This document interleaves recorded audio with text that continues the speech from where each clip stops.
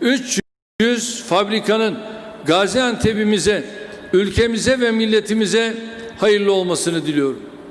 Çoğunluğu 5. Organize Sanayi Bölgesi'nde olan bu yatırımların tekstil, gıda ve ambalaj sektörlerinde yoğunlaştığını görüyoruz.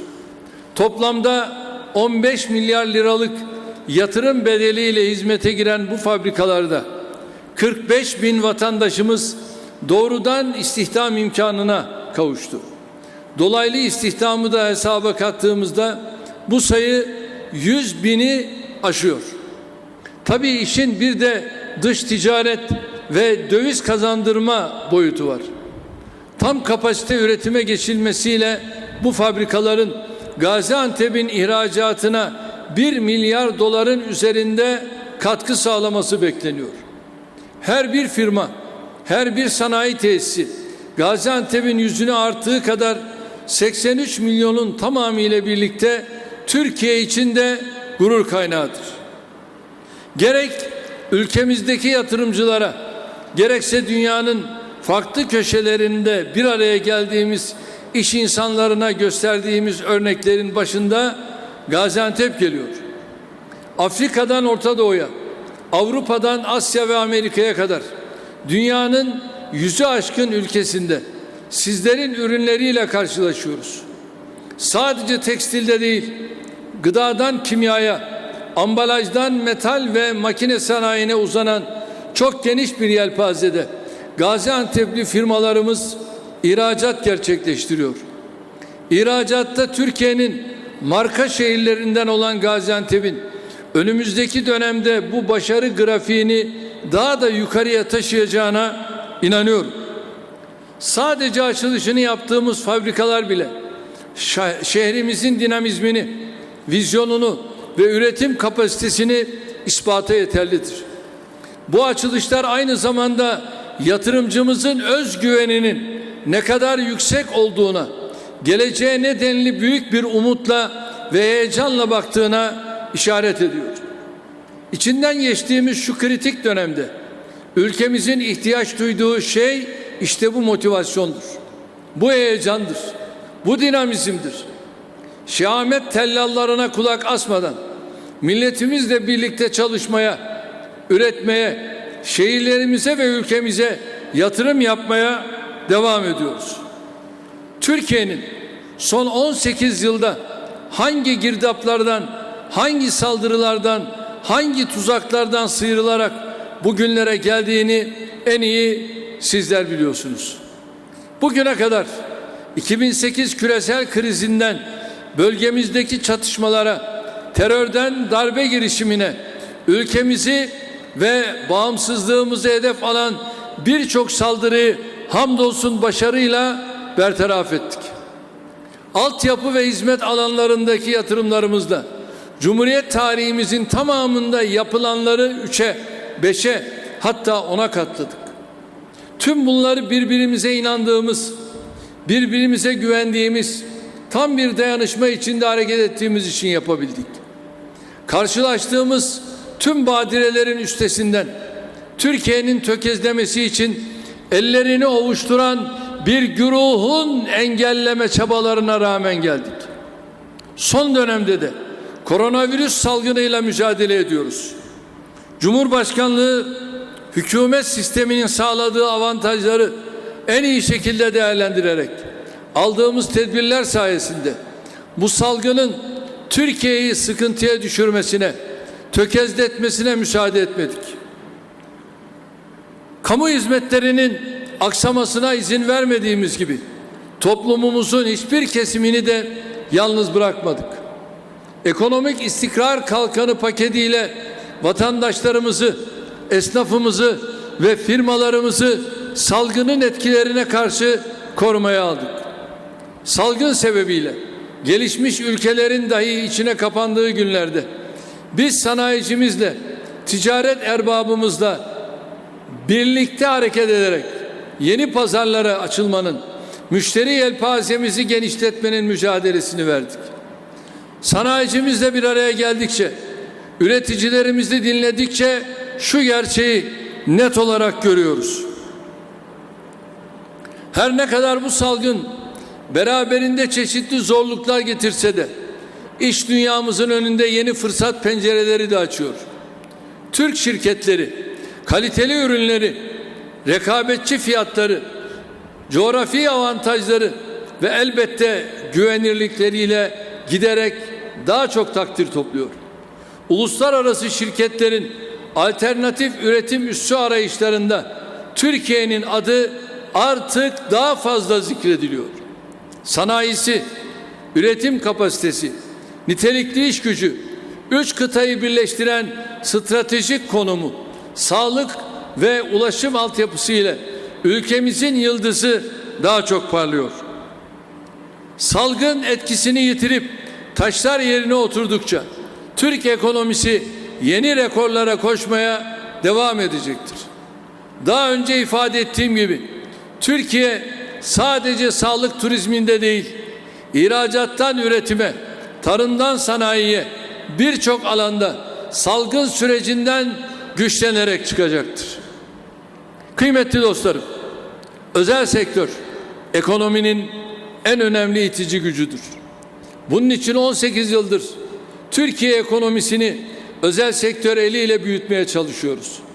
Yaptığımız yatırımlar ve gerçekleştirdiğimiz düzenlemelerle özel sektörümüzün önündeki engelleri kaldırarak iş insanlarımızı ve firmalarımızı hep destekledik, teşvik ettik. İş dünyamızın önünü açan, işlerini kolaylaştıran, büyüten, geliştiren, rekabet gücünü artıran her adımı ülkemiz ve milletimiz için kazanç olarak gördük. Özel sektörümüzde bizim açtığımız yoldan ilerleyerek ülkemizin ekonomik büyümesinin lokomotifi oldu.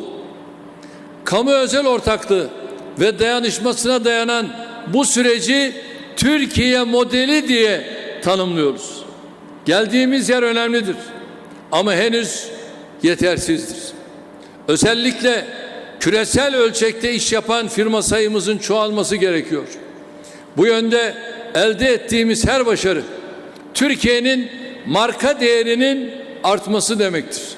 Her kim 21. yüzyıl Türkiye'sinde özel sektörü düşmanlaştırıyorsa onun ülkemizin kalkınmasıyla ilgili bir hassasiyeti yoktur. Her kim şirketlere el koymaktan bahsediyorsa onun amacı ülkemizin yeniden bataklığa saplanmasıdır.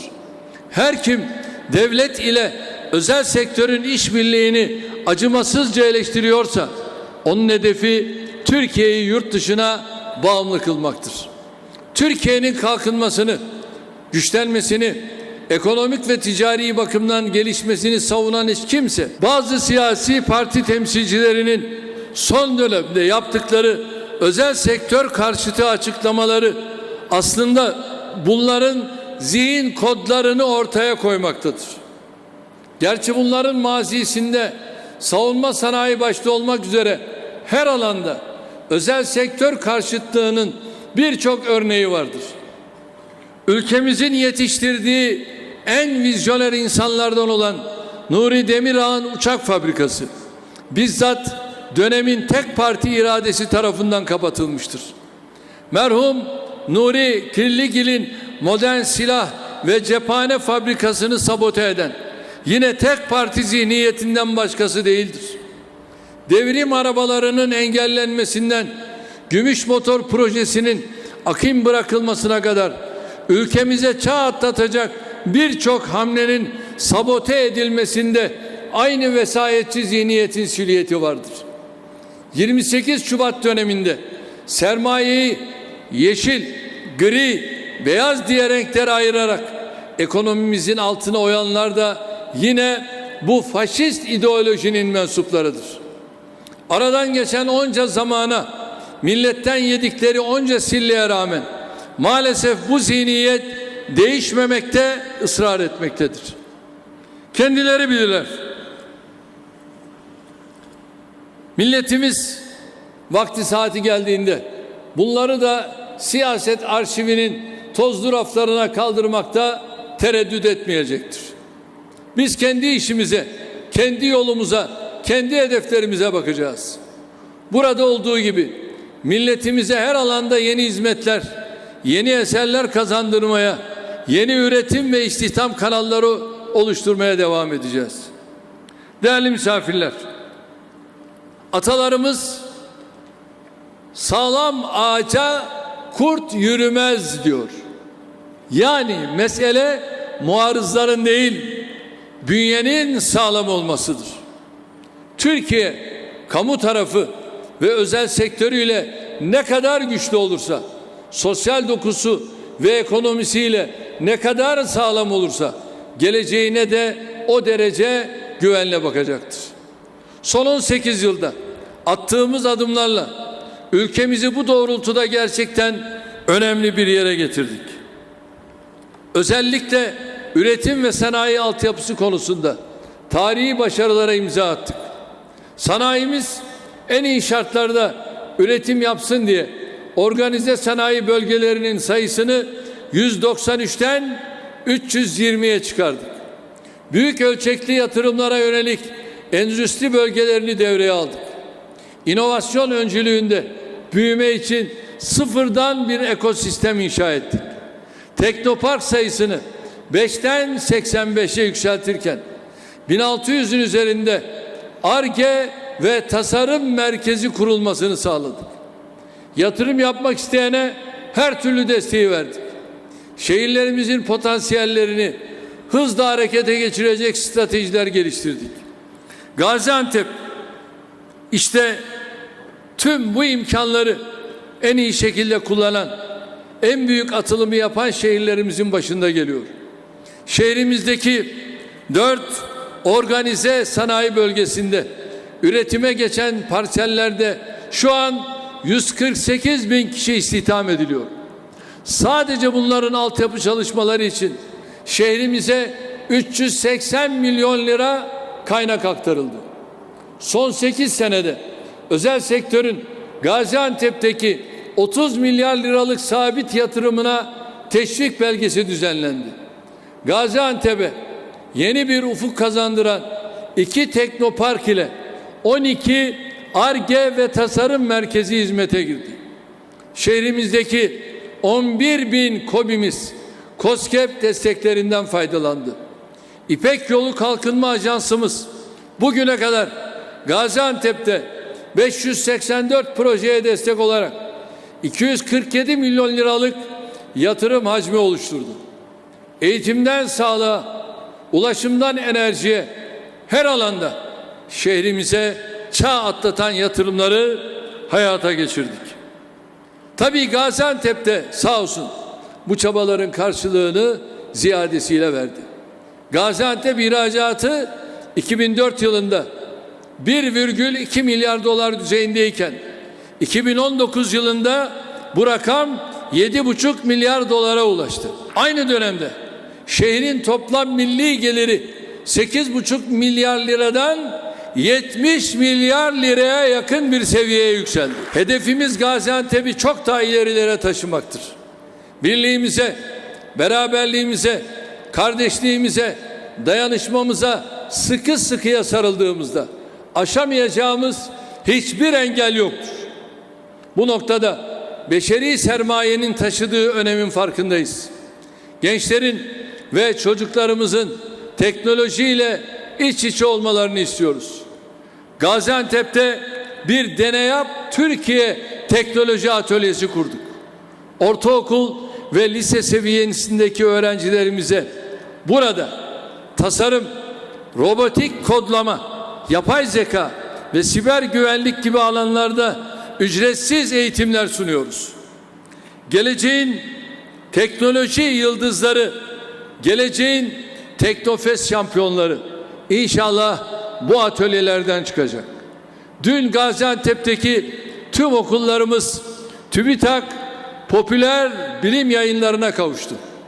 Gaziantep Valiliği, TÜBİTAK ve Şahinbey Belediyesi işbirliğiyle anaokulları dahil olmak üzere şehrimizdeki 1111 okulumuzun tamamına 200 bin TÜBİTAK kitabını teslim ettik. Çocuklarımızın hayal dünyasını geliştirip onlara yeni kabiliyetler kazandıracak bu kitapların şimdiden hayırlı olmasını diliyorum. İlimize bir müjdemiz daha var. Ankara ve Bursa'dan sonra Gaziantep'te bir model fabrika kuruyoruz. İnşallah Kasım gibi bu fabrikayı açacağız. Burada teorik ve uygulamalı eğitimler bir arada verilerek firmaların üretim ve verimlilik tekniklerini en iyi şekilde uygulamaları sağlanacak. Aslında konu Gaziantep olunca belediyelerimizin hizmetlerinden Suriyeli kardeşlerimize sahip çıkılmasına kadar anlatacak çok şey var. Yapılan her çalışmadan, her yatırımdan, her hizmetten haberdarım. Ancak bu seferlik bu kadar diyoruz. İnşallah yılbaşından sonra ilk kongremiz için şehrimize geldiğimizde tüm bu hususları enine boyuna değerlendireceğiz.